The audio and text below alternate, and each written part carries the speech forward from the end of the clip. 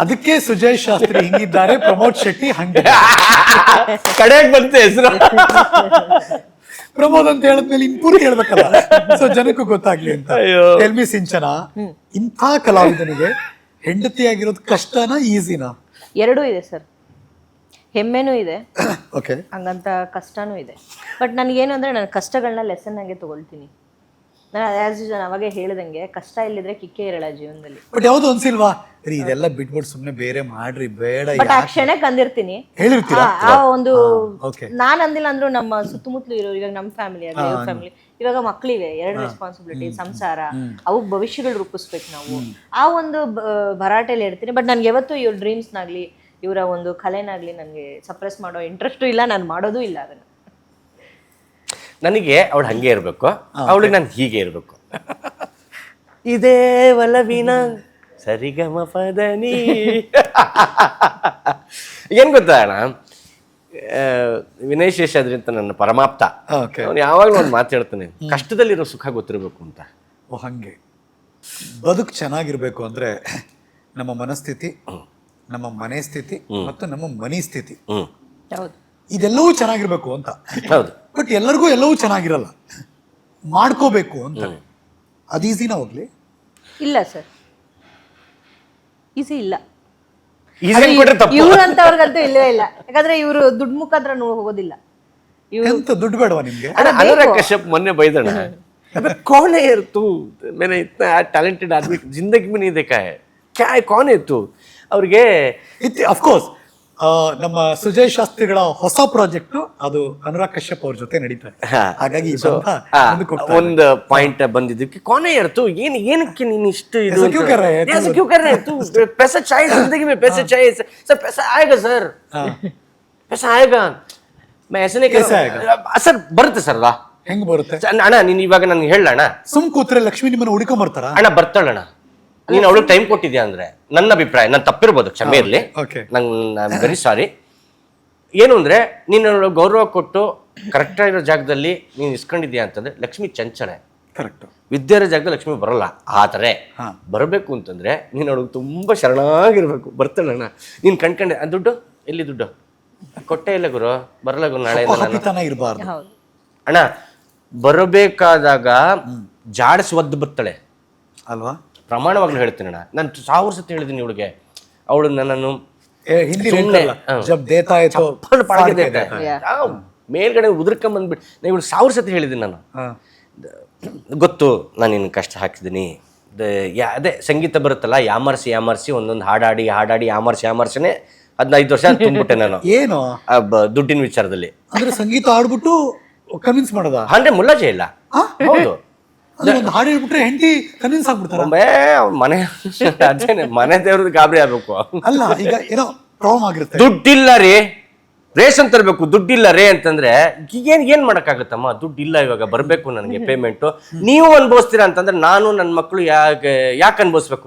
ನನ್ನೊಳು ನಾ ನಿನ್ನೊಳು ನೀ ಅರಿವ ಮುಂತಿಂತೆ ನಾನೀ, ನಿನ್ನೊಳು ನಾ ನನ್ನೊಳು ನೀ ಅನ್ಬಿಟ್ರೆ ಹೋಗಪ್ಪ, ನನ್ ಕೈಲಿ ಆಗಲ್ಲ ಲಿಟ್ರಲಿ. ಆಯ್ತಾ, 5 ನಿಮಿಷ ಸೈಲೆನ್ಸ್, 5 ನಿಮಿಷ ಮಾತಾಡಲ್ಲ. ಕೋಪ ಅಂದ್ರೆ ಕೆಟ್ಟು ಕೋಪಿಷ್ಟೇ, ಆಯ್ತಾ? ಕೋಪ ಆಯ್ತು, ತಡಿ, ಆಮೇಲೆ ಬರ್ತೀವಿ ಆಯ್ತಾ? 5 ನಿಮಿಷ ಸೈಲೆನ್ಸು. ಕಾಫಿ ಇದೇ ಒಲವಿನ ಸರಿಗಮ ಪದ, ಒಂದ್ ಲೋಟ ಕಾಫಿ ಬರಲಮ್ಮ. ಏನ್ ಗೊತ್ತಣ್ಣ, ಬದುಕಲ್ಲಿ ನೀನು ಬದುಕನ್ನ ಒಂದು ಹಾಸ್ಯ ರೂಪದಲ್ಲಿ ನೋಡಿ, ಆಡ್ಕೋಬಾರ್ದು. ಹಾಸ್ಯ, ನಗೆ, ಎಲ್ಲಿ ನಗೆಯ ಕಡಲಲ್ಲಿ ತುಂಬಿಕೊಂಡಿದ್ರೆ ಪ್ರಮಾಣವಾಗ್ಲೂ ಹೇಳ್ತೀನಿ, ಈ ಬದುಕು ಅದ್ಭುತವಾದಂಥ ಸುಂದರಮಯವಾದಂಥ ಜಗತ್ತಣ. ನಿಜವಾಗ್ಲೂ ಹೇಳ್ತೀನಿ, ಎಷ್ಟೆಷ್ಟು ಹಿಂಸೆ ಕೊಟ್ಟಿರಲ್ಲ, ಎಷ್ಟೆಷ್ಟು ಟಾರ್ಚರ್, ಒಂದು ನಾಕಾಣಿ ಇಲ್ಲ ಮನೇಲಿ, ಯಾರ್ಯಾರು ತಿರ್ಸ್ಕೊಂಡಿದ್ರು ಸರ್. 1 ವರ್ಷ ಅವಳಿಗೆ ಮನೆಗೆ ನಾ ದುಡ್ಡು ಕೊಟ್ಟಿರಲಿಲ್ಲ. I remember. 1 ವರ್ಷ ಪೂರ್ತಿ ದುಡ್ಡು ಕೊಟ್ಟಿಲ್ಲ ಅವಳಿಗೆ. ಅವರು ಕೆಲಸ ಮಾಡಿಲ್ಲ ಪಾಪ, ಆಯ್ತಾ? ನಾನು ಕರೆಕ್ಟ್ ಟೈಮ್ ಮನೆಗೆ ಹೋದಾಗ ಊಟ ಹಾಕೋದು, ನಾನು ಕಾಫಿ ಕೇಳಿದಾಗ ನನಗೆ ಆ ಪ್ರಜ್ಞಾವಂತ ಸ್ಥಿತಿನಲ್ಲೇ ಇಲ್ಲ. ನಾನು dead as A duck, full ಎಂತ ಏನಿಲ್ಲ. ಮನೆಗೆ ಹೋದಾಗ ಊಟ ಹಾಕೋದು, ಅವಳು ಕೇಳ್ತಿಲ್ಲ. ಇದು ಪ್ರಾಯಶಃ 22 22 ಮಗು ಸಾಯ್ತು ಕಣ್ಮೇಲೆ. 22 ಕರೋನಾ ಮುಗಿದ ಆ ಎಡ್ಜ್ ಎಡ್ಜ್ ಅದು ಏನಿಲ್ಲ. ನಮ್ಮ ಅದೇ ಕರೋನಾ ಪೂರ್ತಿ ನಮ್ಮ ಅಪ್ಪ ಅಮ್ಮ ನೋಡ್ಕೊಂಡಿರೋದು. ಹೌದು. ನಮ್ಮ ಅಪ್ಪ ಅಮ್ಮ ದೇವ್ರ ಪೂಜೆ ಮಾಡಿಸೋದು, ಅಲ್ಲಿ ಇಲ್ಲಿ ಕೇಳಿದು ಮಾಡಿಸೋದು. ಅಯ್ಯೋ ದೇವ್ರೆ. ಅದಾದ್ಮೇಲೆ 2023ರಲ್ಲಿ ಏನು ನಾಲ್ಕು ಕಾಣಿಲ್ಲ. ಹೆಂಗೆ ಇದ್ರಿಡ್ಬೇಕು ಸುಮ್ಮನೆ ಆಯಿತು. ಆಗಲಿ ಬರುತ್ತೆ. ಅವಳು ನನಗೆ ಗುರು, ನಾನು ಗುರು ಹೇಳ್ಬೇಕಾಗಿರೋದು ನಿಂಗೆ ಬರುತ್ತೆ ಕಣೆ ಆಯಿತು. ಇದು ಉಪ್ಪಿಟ್ಟು ಮಾಡ್ಲಾ? ನನಗೆ ನನ್ನ ಮನೇಲೇ ತಿಂಡಿ ತಿನ್ನಕ್ಕೆ ಊಟ ಮಾಡೋಕ್ಕೆ ಅವಮಾನ. ಯಪ್ಪ ದೇವ್ರೆ, ಹೆಂಗೆ ಗುರು ಅಂತ ನಾನು ಏನು ತಂದಾಗ್ತಿಲ್ಲ, ಅಡುಗೆ ಮಾಡ್ತಾಳೆ ಅಂದ್ರೆ ಅವಳು ಎಲ್ಲೇ ನನಗೆ ಆ ಸೀಕ್ರೆಟನ್ನು ಕೇಳ್ಬಿಟ್ರೆ ನನಗೆ ಬೇರೆ ಥರ ಟ್ರಿಗರ್ ಆಗ್ಬಿಡುತ್ತೆ. ಎಲ್ಲಿಂದ ಬರ್ತಿದೆ, ಹೇಗೆ, ಏನು ಎತ್ತ ಅಂತ. ನಮ್ಮಪ್ಪ ಅಮ್ಮನ ಕೇಳಿದ, ಅಪ್ಪಾಜಿ ಏನಾದ್ರು ಒಂಚೂರು ದುಡ್ಡು ಕೊಡ್ತಾ ಇದ್ರೆ ಮನೆಗೆ, ನಿನ್ನ ಹೆಂಡತಿ ಕೇಳಾಳ ಅಂತ ನೀನು ಕೇಳಾನೆ ಇಲ್ಲ, ಇನ್ಯಾರನ್ನ ಕೇಳಬೇಕು, ಇವ್ರ ಮನೆಯವ್ರನ್ನ ಕೇಳಲ್ಲ. ಇವ್ರ ಮನೆಯವ್ರನ್ನ ಕೇಳಿದ್ರೆ ನಾನು ಡೌನ್ ಆಗ್ಬಿಟ್ರೆ ಕರೆಕ್ಟ್ ತಪ್ಪಾಗ್ಬಿಡುತ್ತೆ. ಅತ್ತೆ ಮಾಡ್ತಿದ್ದಾಳೆ, ಏನು ಎತ್ತ ನಾ ಕಾಣೆ ಗೊತ್ತಿಲ್ಲ. ಆಮೇಲೆ ಅಲ್ಲಿ ಇಲ್ಲಿ ನೋಡ್ತೀನಿ, ಎಲ್ಲ ಆರ್ಟಿಫಿಷಿಯಲ್ ಕಾಣ್ತಿದೆಯಲ್ಲ ಸೈಕಲ್ ಗ್ಯಾಪಲ್ಲಿ ಹೋಗಿ ಕ್ಲೀನಾಗಿ ಟಿಸ್ಕೊಂಡ್ ಅಂತ ಬಂದಿದ್ದಾಳೆ. ಓಕೆ, ಇದು ಆರ್ಟಿಫಿಷಿಯಲ್ ಇಂಟೆಲಿಜೆನ್ಸ್ ಅಲ್ಲಿ ನಡೆದಿದೆ ಇದು ಅಂತ ನಾನು. ಇನ್ನು ಹೆಂಡತಿ ಅಂದ್ರೆ ಅದೇ ಅಲ್ವಾ ಸರ್, ಅಂತ ಅವರು ನಮ್ಗೆ ಅಷ್ಟು ಹಾರ್ಟ್ ಅಲ್ಲಿ ಒಂದು ಜಾಗ ಕೊಡ್ತಾರೆ. ಅವರೇ ಚಿನ್ನವಾಗಿದ್ರು ಚಿನ್ನ ಯಾವುದೂ ಇರ್ಲಿಲ್ಲ, ಚಾನ್ಸ್ ಇಲ್ಲ. ಇದೆ ನನ್ನ ಮೇಲೆ ಆರೋಪ ಇದೆ, ಅವಳ ಮೇಲೆ ಆರೋಪ ಇದೆ. ಅವಳು ತುಂಬಾ ಸ್ಟ್ರೈಟ್ ಫಾರ್ವರ್ಡು, ಅವಳು ಕೋಪಿಷ್ಟೆ, ಅವಳು ಇದ್ದಂಗೆ ಹೇಳ್ತಾಳೆ, ಸಿಕ್ಕಾಬಟ್ಟೆ ಇದೆ. ಅದು ಸೌಮ್ಯ ಸ್ವಭಾವಿಯಾಗಿ ನನ್ನ ಮನೆಯಲ್ಲಿದ್ದಾಗ ಅದವಳು ಕೋಪಿಷ್ಟಾಗಿ ಕಾಣಿಸ್ಕೊತಾಳೆ. ಅವೆಲ್ಲ ಸರ್ವೇ ಸಾಧಾರಣ, ಅವೆಲ್ಲ ಹೌದು, ಇದ್ದೇ ಇರುತ್ತೆ. ಬಟ್ ಆ ಪಾಯಿಂಟ್ ಮಾತ್ರ ಹೆಂಗೆ ಗೊತ್ತಿಲ್ಲ, ಬರ್ದಿರ್ತೆ. ಒಂದು ಸೌಮ್ಯಕ್ಕೆ ಒಂದು ರೌದ್ರ ಬೇಕು ಅಂತ ಅಲ್ವಾ? ಪುಣ್ಯ ಮಾಡಿದ್ವಿ ಗುರು, ನಿಜ ಅಣ್ಣ. ಆ ಕಡೆನೂ ಹೇಳೋಣ. ಕರೆಕ್ಟ್, ಅದು ಆಮೇಲೆ ಹೇಳ್ತೀನಿ. ನೀ ಏನ್ ಗೊತ್ತಾ, ನೀನ್ ಅವ್ರನ್ನ ಹೈಪ್ ಮಾಡ್ತಿದ್ದೆ ಅಣ್ಣ, ನೀನ್ ನಮ್ ಚಾನಲ್ ಅಂತ ನಾನು ಅಂದಿರೋದಣ್ಣ. ಈ ತರದ ಹೆಣ್ಮಕ್ಳು ಪಡೆಯೋದಕ್ಕೆ ಪುಣ್ಯ ಮಾಡಿರ್ಬೇಕು. ಆಗ್ಲಿ ಬಿಡೋಣ. ಈಗ ಓವರ್ ಟು ಸಿಂಚನ. ಸುಜಯ್ ಅದ್ಭುತವಾದ ಮಾತುಗಾರ, ಲವಲವಿಕೆ, ಖುಷಿ, ಎಲ್ಲರೂ ನಗಿಸ್ತಾರೆ. ಕರೆಕ್ಟು. ಯಾರಾದ್ರೂ ಸುಜಯ್ ಕೋಪ ಗಮನಿಸಿದ್ರೆ ಅದು ಮನೇಲೋ ಸೆಟ್ಟಲ್ಲೋ ಸತ್ರು ಲಿಟ್ರಲಿ 100%. ಈಗ ಹೇಳಮ್ಮ, ಈಗ ಸುಜಯ್ ಕೋಪ ಯಾವ ಲೆವೆಲ್ ಇರುತ್ತೆ ಅಂತ. ನರಸಿಂಹನ್ ಕೋಪನೇ, ಕೋಪ ಬರೋದಿಲ್ಲ ಅವ್ರಿಗೆ ಸಾಮಾನ್ಯ. ತುಂಬಾ ತಾಮಸ ಇರ್ತಾರೆ, ತುಂಬಾ ತಾಮಸ. ಎಷ್ಟು ತಾಮಸ ಅಂದ್ರೆ ನಾನೇ ಕೆಣಕ್ತಾ ಇರ್ತೀನಿ. ಶಾಂತ, ತುಂಬಾ ಶಾಂತವಾಗಿರ್ತಾರೆ. ಕೋಪ ಬಂದ್ರು ಅಂದ್ರೆ ಮುಗೀತು, 15 ದಿನ ಮಾತಿಲ್ಲ, ಕತೆ ಇಲ್ಲ. ನನ್ ಮೇಲೇನೆ ನನಗೆ 3 ದಿನ ಅಷ್ಟೇ ಕೋಪ. ಆಮೇಲೆ ರೀ ಕಾಫಿ ಕೊಡ್ಲಾ, ಏನೇನೋ ಅವ್ರಿಗೆ ಇಂಪ್ರೆಸ್ ಮಾಡಕ್ ಒಳ್ಳೆ ಅಡಿಗೆ ಮಾಡೋದು ಇವೆಲ್ಲ ಅಯ್ಯೋ ಅಮ್ನೋರ್ರಿ ಸರ್, ಅಮ್ನೋರ್ ಕೂತಿರ್ತಾಳೆ ದಿನ ಅವ್ರ ಕೋಪ ಶಾಂತಿ ಆಗ್ಬೇಕಂದ್ರೆ 2 ವಾರ ಮಾತಾಡಲ್ವ ಮನೇಲಿ. ನನ್ ತಪ್ಪಿದ್ರೆ ತುಳಿದ್ ಬಿಡು, ಒಪ್ಕೋತೀನಿ. ನನ್ ತಪ್ಪಿಲ್ವಾ, ಹೌದು ಸರ್, ಬರಲ್ಲ ಸರ್, ಕೊಡಲ್ಲ ಸರ್, ಪೇಮೆಂಟು ಕೊಡಲ್ಲ ಸರ್, ಬೇಡ್ಕೋಬೇಕು ಸರ್. ಬಟ್ ವರ್ಷದಲ್ಲಿ 3 ಸತಿ ಕೋಪ ಮಾಡ್ಕೊಳ್ತಾರೆ ಅಂದ್ರೆ 15 45 ದಿವಸ, 1.5 ತಿಂಗಳು ಡಮಾರ. ಬಟ್ ಆದ್ರೆ ಕೋಪ ಕಮ್ಯುನಿಕೇಶನ್ ಹೆಂಗ್ ಹಿಡಿಯುತ್ತೆ? ನಮ್ಮ ಮಕ್ಕಳು ನಿಮ್ಮ ಅಪ್ಪಗೆ ಹೇಳೋ ತಿಂಡಿ ಮಾಡಿ ಇಟ್ಟಿದ್ದೀನಿ ತಿಂಡಿ ತಿನ್ಬಿಟ್ಟು ಎದ್ದೋಗ್ತಾರದು ಅಷ್ಟೇ. ಮನೇಲೇ ಇರಲ್ಲ, ಮನೇಲೂ ಇರಲ್ಲ, ಮಾತಾಡಲ್ಲ, ಮುಖ ನೋಡಲ್ಲ. ಇವ್ರು ಹೇಳೋ ಮುಂಚೆ ಹೊರಟಿರ್ತೀನಿ, ಇವ್ರು ಮಲಗಿದ್ಮೇಲೆ ಬರ್ತೀನಿ. ಯಾವಾಗ ಎದ್ದೆ ಯಾವಾಗ ಹೊರಟೆ ಯಾರಿಗೂ ಗೊತ್ತಾಗಲ್ಲ. ಯಾವ ರೀತಿ ಅಂದ್ರೆ ತಡೆಯೋ ತುಂಬಾ ಕಷ್ಟ ಅವ್ರ ಕೋಪನ. ಮತ್ತೆ ಹೆಂಗ್ ಕಾಂಪ್ರಮೈಸ್ ಆಗ್ತೀರಾ?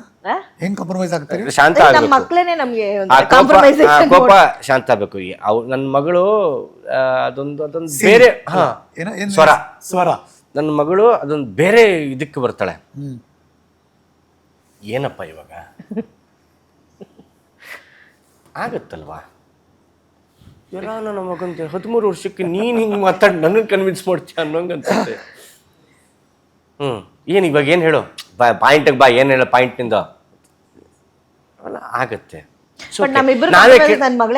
ನನಗ್ ಬಂದು ನನಗೇನ್ ಹೇಳ್ಬೇಕು ಅದು ಹೇಳ್ತೀನಿ. ಇವಾಗ ನಾನು ಕೇಳಬಾರ್ದಾ, ನಾನು ಐಟಮ್ಸ್ಗಳನ್ನ ಕೇಳಬಾರ್ದಾ, ಕಡಿಮೆ ಮಾಡ್ಬೇಕಾ?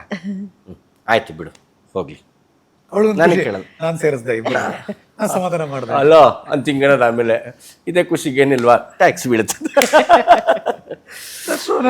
ಮಜಾ ಇರುತ್ತೆ. Until unless you don't love it, it will not love you. ನೀವು ಎಲ್ಲಿವರೆಗೂ ಅದನ್ನು ಪ್ರೀತಿಸಲ್ವಾ ನಿಮ್ಗೆ ಪ್ರೀತಿ ಸಿಗೋದಿಲ್ಲ. ಬದುಕಿನ ಬಗ್ಗೆ ಹೇಳ್ತಿರೋದು. ಸೊ ಏನು ಸುಖ ಸಂಸಾರ ಅಂದ್ರೆ? ಇದ್ದೇ ನೀವು ನಿಮಗೆ ಅದೇ ಕಷ್ಟದಲ್ಲಿರೋ ಸುಖ ಗೊತ್ತಿಲ್ಲ ಅಂತಂದ್ರೆ ಹಿಂಗೆ, ಸುಖವಾಗಿದ್ದಾಗ ಹಳೆದನ್ನು ಮರ್ತ್ಬಿಟ್ರೆ ಹಿಂಗೆ, ಏನೋ ಒಂದು ಬಂದು ಯಾರು ಬಂದು ಒಂದು ಬೇಡದಾಗ ಅದು ಕೈ ಮುಚ್ಚೋದೊಂದು ಅಂದಾಗ ಇದು ಹೀಗೆ, ಏನೇ ಇಲ್ಲದೆ ಇದ್ರೂ ಬೇಕು ಯಾರು ಕೇಳಿದಾಗ ಕೊಡಬೇಕು ಅಂತ ಅನ್ನೋ ಮನಸ್ಸಿತ್ತು ಅಂತಂದರೆ ಅದೆಲ್ಲವೂ ಇವೇ ಕಾರಣ. ಸುಖವಾಗಿರ್ಬೇಕಷ್ಟೇ, ನಾನೂ ಸುಖವಾಗಿರಬೇಕು, ಸುತ್ತಮುತ್ತ ಇರೋರು ಸುಖವಾಗಿರಬೇಕು, ನನ್ನ ಜೊತೆ ಇರೋರಷ್ಟು ನೆಮ್ಮದಿಯಾಗಿರಬೇಕು ಅನ್ನೋ ಒಂದು ಸಹಬಾಳ್ವೆ ಅಷ್ಟೇ ಹೊರತು ಅದು ನಮ್ಮೊಬ್ಬರದೇ ಇರಬೇಕು ಅನ್ನೋದೆಲ್ಲ ಏನು. ಇತ್ತೀಚೆಗೊಂದು ರಿಸರ್ಚ್ ಓದ್ತಾ ಇದ್ದೆ, ವಿಚ್ಛೇದನದ ಕೇಸ್ಗಳು ತುಂಬಾ ಜಾಸ್ತಿ ಇದೆಯಂತೆ, ಅದರಲ್ಲೂ ಬೆಂಗಳೂರು, ಅದರಲ್ಲೂ ಸಿಟಿ ಭಾಗದಲ್ಲಿ ಅಂತ ಯಾರೋ ಹೇಳ್ತಿದ್ರು, ಕೌನ್ಸಿಲಿಂಗ್ ಒಬ್ಬರು ಹೇಳ್ತಿದ್ರು. ಅಷ್ಟು ಕಷ್ಟ ಇದೆ, ಅದಕ್ಕೆ ಕಾರಣಗಳು ತುಂಬಾ ಸಿಲ್ಸಿಲಿಯಾಗಿರುತ್ತೆ ಅಂತಲೂ ಹೇಳ್ತಾ ಇದ್ರು. ಏನು ಹೇಳಕ್ ಬಯಸ್ತೀರಿ ಸಿಂಚನ? ಮೊನ್ನೆ ನಾನೊಂದು ಇದೇ ಥರ ಆರ್ಟಿಕಲ್ ಅಥವಾ ರೀಲ್ಸೋ ಯಾವ್ದೋ ನೋಡ್ತಿದ್ದಾಗ ಹಿಂಗೆ ಒಂದು ಓದ್ದೆ, ಗೊರ್ಕೆ ಗಂಡ ಜಾಸ್ತಿ ಗೊರ್ಕೆ ಹೊಡಿತಾನೆ ಅಂತ ಡೈವರ್ಸ್ 18 ಸತಿ ಡೈವರ್ಸ್ ಕೊಟ್ಟಿರ್ಬೋದು ಇವಾಗ ನನಗೆ. ನಾನು ಇವರು 18 ಆ ರೀಸನ್ ಇದ್ರೆ ಗೊರಕೆ ಹೊಡಿತಾರೆ ಅನ್ನೋದು. ಆಗ್ಲೇ 5 ವರ್ಷ ಆಯ್ತು ಸರ್ ರೂಮಿಂದ ಆಚೆ ಹಾಕಿ ನಮ್ಮನ್ನ. ನನ್ನ ಮಗ ಅಂತೂ ಎದ್ದು, ಅಮ್ಮ ಇದೇ ನಮ್ಮ ಅಪ್ಪ ಹಿಂಗೊರ್ಕೆ ಹೊಡಿತಾರೆ. ಹಿಂಗ್ ನೋಡ್ತಾನೆ ಸರ್ ನನ್ನನ್ನ, ಹಿಂಗ್ ನೋಡ್ತಾನೆ, ಕಾಲೆತ್ತು ನೋಡ್ಕೊಂಡು ಏನೋ ಇದು ಅಂತಂದ್ರೆ ಆದ್ರೆ ಅದು ಚಂದ, ಅದು ಜನರೇಟರ್ ಸೌಂಡ್ ಸುಮ್ಮಿದ್ಬಿಡು.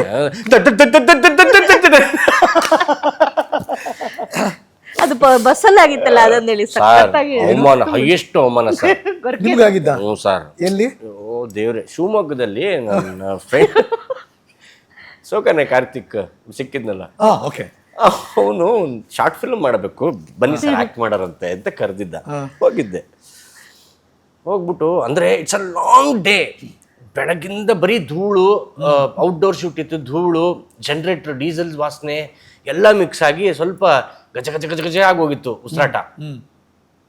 ಸರಿ ರಾತ್ರಿ ಬಸ್ ಹತ್ಬಿಟ್ಟೆ 11:30 ಹತ್ಬಿಟ್ಟು ಹೊರಟ್ಬಿಟ್ಟೆ. ಸ್ಲೀಪರ್ ಕಾಲ್ ನೀಡ್ಕೊಂಡು ಬಾಗಿಲು ತೆಕ್ಕೊಂಡು, ನನಗೆ ಈ ಪ್ರಾಬ್ಲಮ್ ಇದೆ ಅನ್ನೋ ಧೈರ್ಯ ನನಗಿದೆ. ನಾನು ಇದು ತೊಂದರೆ ಕೊಡಬಹುದು ಇನ್ನೊಬ್ರಿಗೆ ಅನ್ನೋ ಒಂದು ಕಾನ್ಫಿಡೆನ್ಸ್ ಬಹಳ ಚೆನ್ನಾಗಿದೆ ನನಗೆ. ನಾನೇ AC ಬುಕ್ ಮಾಡ್ಬಿಟ್ಟು ಕಿಟಕಿ ತೆಗೆದಿಟ್ಟೀನಿ. ಓಕೆನಾ? ಸಿಂಗಲ್ ಸೈಡ್ದು, ಇದು ಡಬಲ್ ಸೈಡ್ದು ಆಯ್ತಾ. ಸಿಂಗಲ್ ಸೈಡ್ ಬಾಗಿಲು ತೆಗೆದಿಟ್ಟೀನಿ. ಚಳಿ ಜಾಸ್ತಿ ಆಗ್ಬಿಡ್ತು. ಚಳಿ ಜಾಸ್ತಿನೋ ಮಳೆನೋ ಏನೋ ಬರೋಕ್ಕೆ ಶುರುವಾಯಿತು. ಒಂಚೂರು ಕ್ಲೋಸ್ ಮಾಡಿದೆ, ರೋಡ್ ಚೆನ್ನಾಗಿರೋ ದಾರಿ ಶುರು ಆಗ್ಬಿಡ್ತು. ತಗೋ ಟೈಮ್ಸು ಆಯ್ತಾ. ಶುರುವಾಯ್ತು ನಮ್ಮ ಜನರೇಟ್ರು. ಪಕ್ಕದವನು ಯಾವನವನು ಲೇ ನೆಮ್ಮದಿ ಮಲ್ಕೊಳಕ್ ಬಿಡೋದು ಅಂದ್ಬಿಟ್ಟ. ಶ್ರೀಹರಿ, ಹಣೆ ಬರ ಏನು ಅಂತಂದ್ರೆ ಪೇಷಂಟ್ ಅವ್ರು ಇಲ್ಲಿ ಆ ಕಡೆ ಹೋಗ, ಆ ಕಡೆ ಎಲ್ಲರೂ ಬಿದ್ಗಳ ಅಂತ ನೋಡಿದ್ರೆ ವ್ಯಕ್ತಿಯ ತಾಯಿ ತುಂಬ ಸುಸ್ತಾಗಿದ್ದಾರೆ, ಅವರು ಒದ್ದಾಡ್ತಾ ಇದ್ದಾರೆ, ಅವರು ಮಲ್ಕೊಳಕ್ಕಾಗ್ತಿಲ್ಲ. ಅಲ್ಕ ನನ್ನ ಮಕ್ಕಳ ಅಂತಂದ್ರೆ ಬೈದ್ಬಿಟ್ಟ ನನಗೆ. ಬೀಪು ಅಲ್ಲ, ಇವ್ರು ಗೊರ್ಕೆ ಮಾಡಿರೋ ಅವಾಂತರ ಆಯ್ತಾ. ಆಮೇಲೆ ಮಧ್ಯದಲ್ಲಿ ನಿಲ್ಸಿದ್ರಣ್ಣ, ಕರುಟನ್ ಅವನೇ ತೆಗ್ದ. ಯೋ ನಮಸ್ಕಾರ ಸರ್. ಅಣ್ಣ ಉಗಿದ್ಬಿಟ್ಟು ಸುಮ್ಮನೆ ಆಗ್ಬಿಟ್ಟಿದ್ರೆ ಉಗಿಸ್ಕೊಂಡು ಮುಖಾಲ ಹೆಂಗ್ ಅನ್ಕೊಂಡು ಹೊಟ್ಟೋಗ್ಬಿಡ್ತಿದ್ದಣ್ಣ. ಯೋ ನಮಸ್ಕಾರ ಸರ್ ನೀವಾ ಅಂದ್ಬಿಟ್ಟ. ಅಣ್ಣ ತಲೆ ಎಲ್ಲ ಕೆಟ್ಟೋಗ್ಬಿಡ್ತಣ್ಣ. ಮುಖ ನೋಡಿದ್ಮೇಲೆ ನೀವಾ? ಅದು ಏನು ಫಸ್ಟ್ ಭಯಕ್ಕೆ ಬಂದ. ಯೋ ನೀವಾ ಸರ್ ನಮಸ್ಕಾರ. ಏನ್ ಗೊರಕೆ ಹೊಡಿತೀರ ಸರ್? ಯಪ್ಪ ದೇವ್ರೆ, ಏನ್ ಸರ್ ತೋರ್ಸ್ಕಿಸ್ಕೊಳಲ್ವಾ ಅಂತಂದ್ರೆ, ಇಲ್ಲಣ್ಣ ಧೂಳಲ್ಲಿದ್ದೆ ಸಿಕ್ಕಾಬಿಟ್ಟೆ, ಶೂಟಿಂಗ್ ಮುಗಿಸ್ಕೊಂಡ್ ಬರ್ತಾ ಇದ್ದೀನಿ ಅದಕ್ಕೆ ಅಂತಂದ್ರೆ. ಆ ಕಡೆ ತಿರ್ಕೊಂಡು ಮಾಡ್ಕೊಳ್ಳಿ ಸರ್. ಆ ಕಡೆನೇ ತಿರ್ಗಿದ್ದೆ ಅಣ್ಣ, ನಿಂಗೆ ರಿಬೋನ್ಸ್ ಹೊಡಿತಾ ಇದೆ, ಬೌಂಡ್ ಹೊಡಿತಿದೆ, ರಿಬೋನ್ಡ್ ಹೊಡ್ಕೊಂಡು ಹಿಂಗೆ ಸೌಂಡ್ ಬರ್ತಿದೆ ಅಂತ. ಅಂದ್ರೆ ರಾತ್ರಿ ನಿದ್ದೆ ಇಲ್ಲ ನಮ್ಗೆ ಅಂತ. ಏನೋ ಒಂಚೂರು ಟ್ರೈ ಮಾಡಿ ಸರ್. ವಿಂಡೋ ಎಲ್ಲ ತೆಕ್ಕೊಂಡಿದ್ದೀನಿ, ಏನು ಮಾಡಿದ್ರಿ? ನಿದ್ದೆನೇ ಬರಲಿ ರಾತ್ರಿ. ಬೆಳಗ್ಗೆ 6 ಗಂಟೆವರೆಗೆ ಆಕಾಶ ನೋಡ್ಕೊಂಡು ಡಿಂಗು ಡಿಂಗು ಡಿಂಗು ಡಿಂಗು ಅನ್ಕೊಂಡ್ಬಂದು ಮನೆಗೆ ಬಂದು ಮಲ್ಕೊಂಡ್ರೆ ಮತ್ತೆ ಶುರು ಬಾಗಿಲು ಹಾಕೊಳ್ರಿ ತಡೆಯಕ್ಕಾಗಲ್ಲ ಸರ್. ಅದು ಪಕ್ಕದಲ್ಲಿ ರೋಡೆಲ್ಲ ನೋಡ್ಕೊಂಡು ಹೋಗ್ತಾರೆ ಸರ್. ಅಣ್ಣ ಇವೆಲ್ಲ ಎಡಿಟ್ ಅಣ್ಣ, ಈಗ ಎಡಿಟ್ ಅಂತೂ ಮಾಡಲ್ಲ, ಇದು ಹಾಕಿ ನಮ್ ಗೊರ್ಕೆನ ನೀವು ತುಂಬಾ ಭಾರತ ರತ್ನ ರೇಂಜ್ಗೆ ಇದ್ ಮಾಡ್ತಿದ್ರೆ ನೀವು. ಇಲ್ಲ ಅದೊಂದು ಚಿಕ್ಕ ಅದು ಅಂದ್ರೆ ವಿಯರ್ಡ್ ಗೊರ್ಕೆ ಹೇಳುದು. ಈ ಕೆಟ್ಟೋಗಿರೋ ಟ್ರ್ಯಾಕ್ಟರ್ ಬರುತ್ತಲ್ಲ,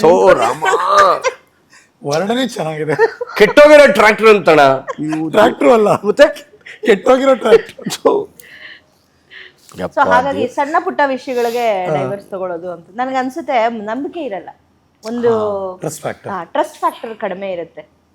ಒಂದು ರಿಲೇಶನ್ಶಿಪ್ ಗಟ್ಟಿಯಾಗಿ ನಿಂತ್ಕೋಬೇಕು ಅಂದ್ರೆ ಒಂದು ನಂಬಿಕೆ, ಒಂದು ಒಬ್ಬರ ಮೇಲೆ ಒಬ್ಬರು ರೆಸ್ಪೆಕ್ಟ್ ಇರಬೇಕು ನನ್ನ ಪ್ರಕಾರ. ಅದು ಗ್ಲಾಮರ್ ಫೀಲ್ಡ್. ನೀವಂತೂ ಆ ಫೀಲ್ಡ್ ಗಂಧ ಗಾಳಿ ಗೊತ್ತಿಲ್ಲದೆ ಇರೋರು, ಗೊತ್ತಿಲ್ಲ. ಹೆಂಗ್ ಟ್ರಸ್ಟ್ ಮಾಡ್ತೀರಿ? ಇದು ಇವಾಗ ನಾನು ಕೇಳ್ತೀನಿ ಅದೇ ಪ್ರಶ್ನೆನ. ಆಡಿಷನ್ನಿಗೆ ಯಾರು ಫೋಟೋ ಕಳಿಸಿದ್ರೆ ಏನ್ ಮಾಡ್ತೀನಿ ನಾನು? ನನ್ಗೆ ಫಸ್ಟ್ ಬಂತು. ನಾನು ಹೇಳ್ತಾನ ಇಷ್ಟ ಮಜಾ ಗೊತ್ತಾ ಸರ್? ಬರೀ ಈ ತರ ಫೋಟೋನೇ ಬರುತ್ತಾ? ಹೆಣ್ಮಕ್ಳು ಕಳಿಸ್ತಾರಲ್ಲ, ಅದ ನಿಮ್ಗೆ ಗೊತ್ತಲ್ಲ ಯಾವ ತರದ್ದು ಅಂತ.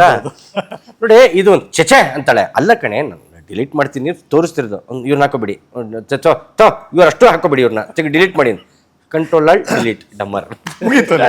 ಬಟ್ ಇವ್ರಿಗೆ ನಾನೇ ಹೇಳ್ತಾ ಇರ್ತೀನಿ, ನೋಡ್ರಿ ಅವ್ರು ಎಷ್ಟು ಲಕ್ಷಣವಾಗಿದ್ದಾರೆ ನೋಡ್ರಿ, ನಾನೇ ನಾನು ಹುಡುಗಿರು ಚೆನ್ನಾಗಿದೆ ಅಂತ ಹೇಳ್ತಾ ಅವ್ರು ಹುಡುಗರು ಚೆನ್ನಾಗಿದೆ ಅಂತ ಹೇಳಿ. ಸೊ ಜಗತ್ತಿಗೆ ಇವತ್ತು ಹೇಳ್ತಾ ಇರೋ ಮೆಸೇಜ್ ಏನಪ್ಪಾ ಅಂದ್ರೆ, ಸುಜಯ್ ಶಾಸ್ತ್ರಿ ಅವರ ನಿರ್ದೇಶನದಲ್ಲಿ ಮೂಡಿ ಬರುತ್ತಿರುವ ಸಿನಿಮಾಗಳಲ್ಲಿ ಕ್ಯಾರೆಕ್ಟರ್ ಆರ್ಟಿಸ್ಟ್ ಗಳನ್ನ ಸೆಲೆಕ್ಟ್ ಮಾಡುವುದು ಒನ್ ಅಂಡ್ ಓನ್ಲಿ ಸಿಂಚನ.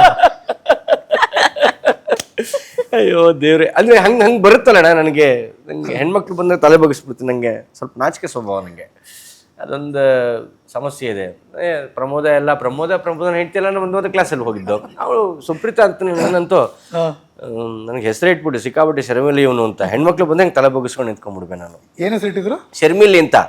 ಸಿಕ್ಕಾಬಟ್ಟೆ ನಾಚಿಕೆ ನನಗೆ. ಹೆಣ್ಮಕ್ಳು ಅಂದ್ರೆ ಸ್ವಲ್ಪ ನಾಚಿಕೆ ಜಾಸ್ತಿ. ಹೂಮ ಇನ್ನು ಲವ್ ಎಲ್ಲಿ ಮಾಡ್ತೇವೆ ಅಮ್ಮ ಅಂದ್ಬಿಟ್ಮೇಲೆ ಅಣ್ಣ ಅನ್ಬಿಡ್ತಾರ ಅವ್ ಅಣ್ಣ ನೋಡ್ತೆ, ಹಲೋ ಸರ್ ಅಂತದೆ, ಹೇಳಮ್ಮ ಅಂತದೆ. ಏನಿಲ್ಲ ಬಿಡಿ ಸರ್ ಅನ್ನು ಮುಗಿದೋಯ್ತು. ಇನ್ನೊಂದೇನು ಅಂದ್ರೆ ಯಾರನ್ನ ಹುಡುಗಿರ ಹತ್ರ ಮಾತಾಡಲ್ಲ, ಎರಡನೇ ಮಾತ್ರ ನನ್ನ ಹೆಂಡತಿ ಅಂತ ಆಡ್ ಮಾಡಿರ್ತಾರೆ. ಆಡ್ ಮಾಡಿರ್ತೀನಿ. ನನ್ನ ಹೆಂಡತಿ ಇಷ್ಟ ಇಲ್ಲ ಸರ್, ಅವ್ರು ಅಲ್ಲೇ ಅಣ್ಣ ಅಲ್ಲ ಅಷ್ಟೇ, ಮುಗಿದೋಯ್ತು. ಎಂತ ಹರಿಬ್ರಹ್ಮರ ಸೃಷ್ಟಿಯಲ್ಲಿ ಯಾವುದೇ ಬತ್ತಳಿಕೆ ಯಾವುದೇ ಬಾಣ ತಗೊಂಬಂದಿದ್ರು ನನ್ನ ಮುಂದೆ ನೀನು ಪಿಸುಣವೇ. ಹಾಗಾಗಿ ನನಗೆ ಅವೆಲ್ಲ ಬರೋದಿಲ್ಲ. ಅದು ಮೊನ್ನೆ ಯಾರೋ ಹಾಸ್ಯ ಮಾಡ್ತಿದ್ರು, ಎಷ್ಟು ಮೇದಿಲ್ಲ ನನ್ನ ಮಗ ಅಂತ. ಏಕಪತ್ನಿ ವ್ರತಸ್ಥ, ನೋ ಚಾನ್ಸ್. ಏನೇ ಮಾಡಿದ್ರು ಎಂಥದ್ದೇ ಎಂತೆಂಥ ಹೆಣ್ಮಕ್ಳು ಬಂದು ಅಂತಂದ್ರು ಧೈರ್ಯವಾಗಿ ಅವ್ರ ಮೇಲೆ ನಾನು ಕೈ ಹಾಕಬಲ್ಲೆ. ಅವ್ರಿಗೆ ಆ ಕಾನ್ಫಿಡೆನ್ಸ್ ಇದೆ, ನನ್ನಿಂದ ಏನೂ ಆಗಲ್ಲ ಅವ್ರಿಗೆ ಅಂತ. ನಾನು ಕೈ ಹಾಕಿದ್ದೆ ಇವತ್ತು ಆ ಹುಡುಗಿನ ತಪ್ಕೊಂಡಿದ್ದೆ ಅಂತಲೂ ಹೋಗಿ ಹೇಳಿರ್ತೀನಿ ನಾನು. ಹಂಗೆಲ್ಲ ಆ ಕಾರಣಕ್ಕೋಸ್ಕರ ನನ್ನ ಹೆಂಡತಿ ಮಧ್ಯೆ ಭೇದ ಭಾವ ಬರಬಾರ್ದು ಸರ್. ನಂಗೆ ಅದು ಕೆಟ್ಟ ವಿಚಾರ ಅನ್ಸುತ್ತದು. ನಮ್ಮಮ್ಮ ಯಾವಾಗಲೂ ಹೇಳೋದು, ಅಣಿಯ ಜೀವನದಲ್ಲಿ ಮದುವೆ ಆಗೋ ಮುಂಚೆ ನಮ್ಮ ಅಪ್ಪನ ಮಾತು ಹೇಳೋದು, ನಮ್ಮ ಅಮ್ಮನ ಮಾತು ಅಷ್ಟೇ. ಮದುವೆ ಆಗ್ಬೇಕಾದ್ರೆ ಅಣಿಯ ಕಚ್ಚೆ ಗಟ್ಟಿರ್ಬೇಕು. ನಮ್ಮಪ್ಪ ಕಚ್ಚೆ ಯಾವಾಗಲೂ ಗಟ್ಟಿ ಇರ್ಬೇಕು, ಅಣಿಯ ಹುಷಾರಾಗಿರ್ಬೇಕು. ಸಡಿಲಾಗೋಯ್ತು ಅಂದರೆ ಬದುಕು ಕೆಟ್ಟೋಗುತ್ತೆ. ನಮ್ಮಮ್ಮ ಒಂದು ಮಾತು ಹೇಳಿದ್ರು, ಅಣಿಯ ನಾವು ಮೆಚ್ಚಿದ್ರಂಬೆ ಭೂಲೋಕದ ಅಪ್ಸರೆ ಅಂತ ಇರಬೇಕು ಲೈಫ್. ನಾವು ಮೆಚ್ಚಿದ್ರಂಬೆ ಭೂಲೋಕದ ಅಪ್ಸರೆ ಥರ ಇರಬೇಕು ಅಂತ. ನಿನಗೆ ಇವಳೆ ಅಷ್ಟೇ ಅಲ್ವಪ್ಪ? ಅಲ್ಲಿಗೆ ಸಪ್ತಪದಿ ತುಳಿದಿದ್ದಾಯ್ತು, 3 ಗಂಟೆ ಅಲ್ಲಿಗೆ ಸಮಾಪ್ತಿ, ಬೇರೆ ಯಾವೂ ಇಲ್ಲ. ಅಷ್ಟು ಸಿಂಪಲ್. ಹಂಗೆಲ್ಲ ಏನೇ ಕಿತ್ತಾಡಿದ್ರು ಮನೆಯೊಳಗೆ ಕಿತ್ತಾಡ್ತೀವಿ, ಆಚೆ ಕಡೆ ಬರೋಲ್ಲ. ಏನೇ ಕಿತ್ತಾಡಿದ್ರು ಮನೆಯೊಳಗೇನೆ ಒಂದಾಗ್ತೀವಿ, ಆಚೆ ಬರಲ್ಲ.